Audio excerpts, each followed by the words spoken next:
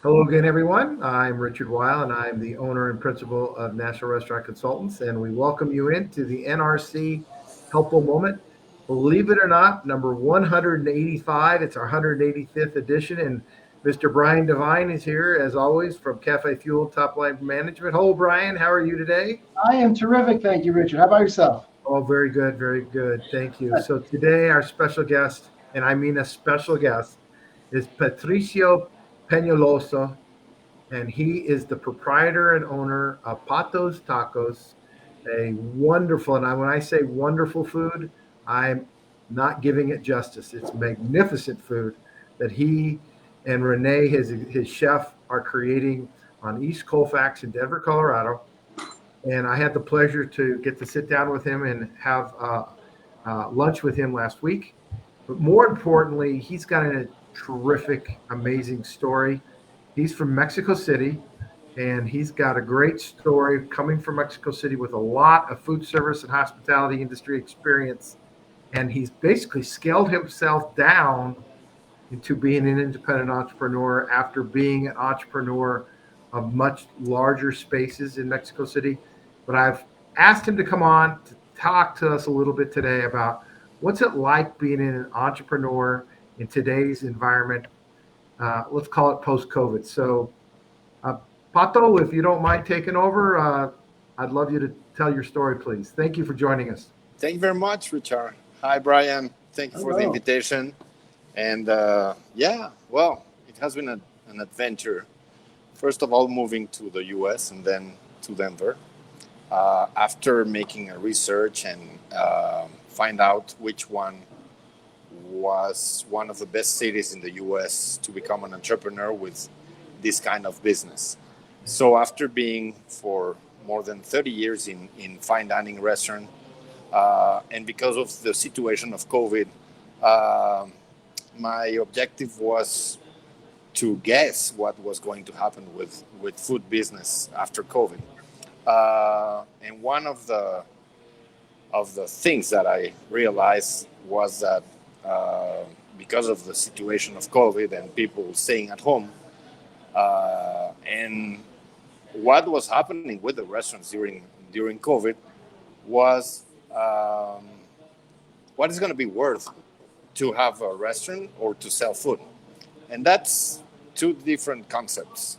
Um, During COVID, I mean, we all know, as you both know, Richard and Brian, how restaurants struggle just with paying rent of spaces that they weren't able to use, but their kitchen was open and running and ready for preparing dishes for customers. So many um issues had to be solved during that period. First was, how do I make my food to travel? So instead of my dishes having to travel from my kitchen to the tables, they're gonna have to travel from my kitchen to people's houses. So that, I think, that was the first thing we had to solve, and reinvent our menus and our concepts to be able to bring them to people's houses. From that,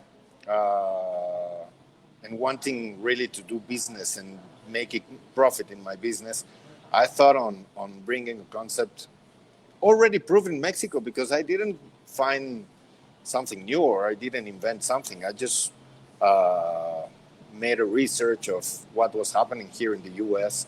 with Mexican food. First of all, we realized and we found that taco is the third plate more sold in the U.S. after pizza and hamburgers, and so uh, with that information and with that data, how do we bring that to the US with a proof concept that already exists in Mexico, so it becomes a profitable business?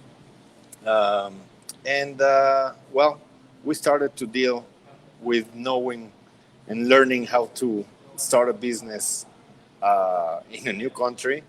And if you might tell me, in a complicated city to deal with permits and in general all the paperwork you have to do to open a restaurant, uh, but you have to do it. you have in front of you something that you have to deal with and learn. And we did it after 8 months of dealing with permits.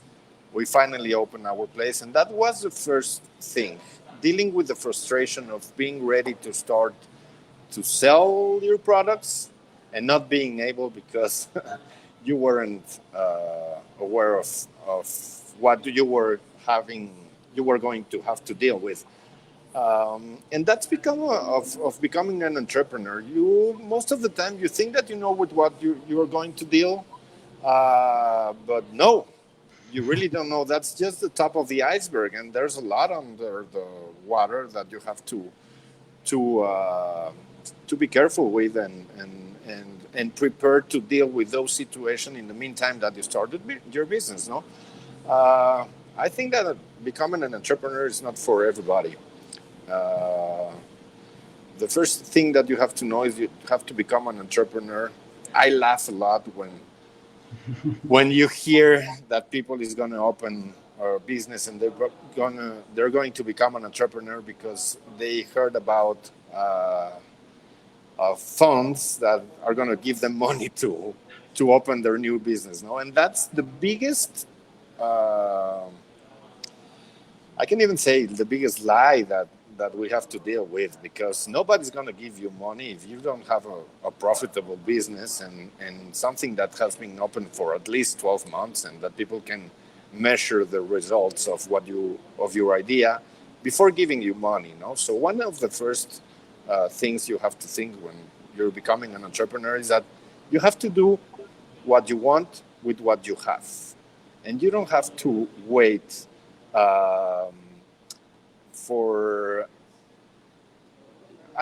you don't have to have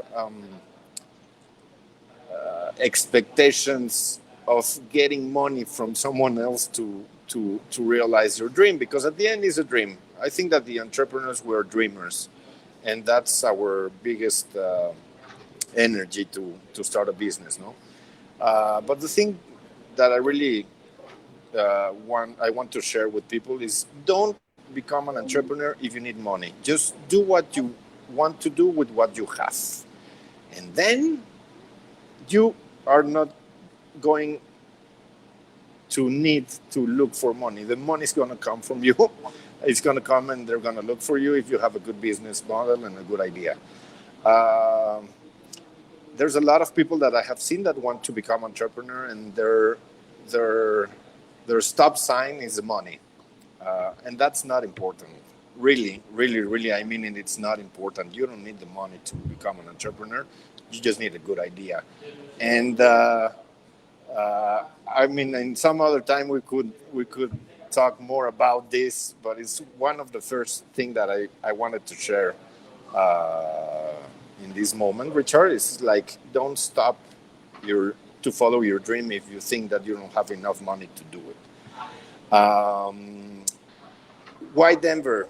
Denver is a city with a lot of opportunities, a lot of opportunities. I think that we all have seen how Denver has grown in the last 10 years, not just because of the cannabis industry that has growth here, but because it's a state and a city that is a favorite city for a lot of Americans wanting to move here. And people are looking for more options in offers of eating, and that's something that is interesting. And I think that the more options there are, the better it is for all of us, because every new concept that opens bring more customers, even if they open just the next door to you. So. And Denver has been a place where a lot of big companies were born here. So that's something that it's something about Colorado and something about Denver that makes it very interesting to start here. One of the things that I can say is that one of the things that I like the most of Colorado and Denver is the people. People is amazing in Denver, and people is going to tell you the truth about what they're receiving from you. No? I mean, and I can say that in a constructive way. No, they what they are expecting from you. And that's another important thing of becoming an entrepreneur. Maybe your idea is good for you, but it's not good for the rest of the people who's going to pay to you for your idea, no? So you have to start to learn to listen and to be very objective, and to maybe change the form of your offer, uh, thinking on the critics that you're going to have from the people. I mean, you have to learn to Those, those are good. Those are good things. Those are yeah, good. yeah. You know, I think that's a good segue to Brian, real quick, if you don't mind, uh, Pato. Of course. You know, listening to your customers, fulfilling needs, wants, and desires is a marketing piece. And Brian, you want to add a couple of things to what Pato was saying? Yeah, Pano, thanks so much. I want to capitalize on kind of what you were talking about, because where we started was, your story and your background, and then you gave us more insight to the story and the background. And you've heard me talk about this before, and I just want to mention it again, is people connect with stories. And the better job you do at telling your story through your marketing, the better you're going to do. And just as a quick example, I was at actually a taco joint last night with my family. The food was fantastic, and they had these really fun drinks, like a spicy margarita. And I kept looking for the story behind it, and there wasn't any. And I was like, oh, what a missed opportunity, because it was fantastic and it was bizarre and it was really fun. Of course, you want to share it with everyone, but having a story behind it would make it easier for me to share with other people. So I really want people just keeping that in mind, that stories are really, really important for the whole thing. Now, to Richard's point, that if you're listening to what people are telling you, then you're much better off. And we call that social listening, right? So when people are putting things on social media, that's where people vent. That's where people say good things and bad things. And unfortunately, probably more bad than good. So you have to encourage the good. But if you are listening to what is happening on social media, and there are tools to help you do this, so you can just once a day, or even just once every 2 or 3 days, check and see what's going on. What are people saying about you? What is the feedback? What is the experience? What are they remembering from coming to your restaurant, enjoying your food, having it delivered, all of it? And when you start really paying attention to that, then you can make the changes that you need inside the restaurant. And then again, you have a story to tell, right? And I think that's so key. And Pato, you and I talked about that last week. Correct. Story. You have an amazing story. That's one of the reasons why I wanted you to share it today. We could go on for 30 more minutes easy, but it is the helpful moment. So at this point, I want to thank Keith, who got on earlier and gave us a little jab there and said, yeah, it's not for the faint of heart, meaning entrepreneur. It's hard stuff. It is hard stuff.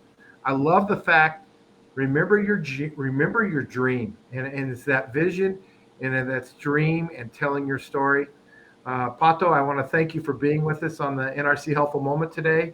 And folks, here in the Front Range in Colorado, or if you come visiting into Denver, he's only 10 minutes east of downtown on Colfax, which of course is one of the most famous streets in Denver.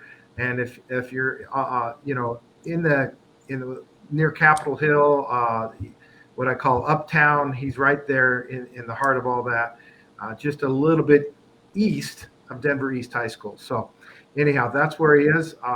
Pato, thank you for joining us. Brian, as always. Thank you very much to you both. Thank you. All right. So long for now, everyone. Thank you.